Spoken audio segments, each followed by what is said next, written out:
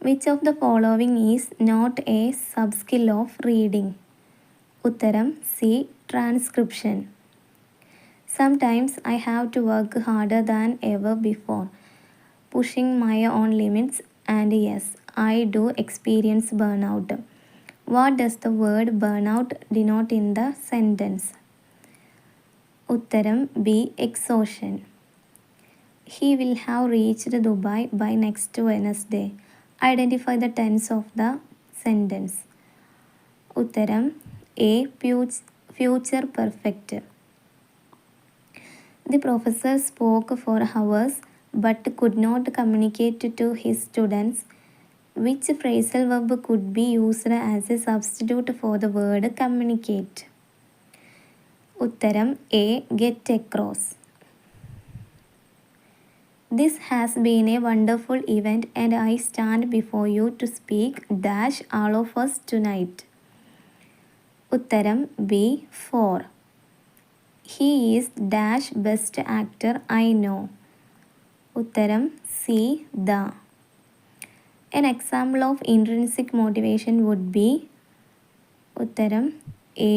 playing cricket because you love it. Which of the following is a determiner? ഉത്തരം C. this. There used to be a time when I dash run 3 miles at a stretch. ഉത്തരം D. could. Language test that assess a person's practical language skills and language competency are called ഉത്തരം C. Proficiency test. ബന്ധുജനങ്ങൾ മുഴുവനും ഈ പ്രേമബന്ധത്തിലൊന്നോടെതിർത്തു നിൽപ്പു. പ്രാണന്റെ ബന്ധവും തൂക്കി നോക്കുന്നതു നാണയത്തുട്ടുകളാണു പോലും. ഏത് കഥാപാത്രത്തിൻ്റേതാണ് ഈ വരികൾ? ഉത്തരം ബി. ചന്ദ്രിക. കാക്കനാടൻ എന്നത് ആരുടെ തൂലികാനാമമാണ്? ഉത്തരം ഡി. ജോർജ് വർഗീസ്. താഴെ കൊടുത്തിരിക്കുന്നവയിൽ മാധ്യമപുരുഷനുദാഹരണം ഏത്? ഉത്തരം എ. നിൻ്റെ. ജോർജ് ഓണക്കൂറിൻ്റെ ആത്മകഥ ഏത്? ഉത്തരം സി. ഹൃദയരാഗങ്ങൾ. കണ്ണുനീർ എന്നർത്ഥം വരുന്ന പദം? ഉത്തരം ഡി. ലോജം. തന്നിരിക്കുന്ന വാക്യത്തിൽ തെറ്റായ ഭാഗം ഏത്? ഉത്തരം എ. എല്ലാ മാസം തോറും. നാറാണത്തു ഭ്രാന്തൻ എന്ന കവിത കുട്ടികൾ നാടകരൂപത്തിൽ അവതരിപ്പിക്കുന്നു. അധ്യാപനത്തിലെ ഏത് സമ്പ്രദായത്തെയാണ് ഇത് ഉൾക്കൊള്ളുന്നത്?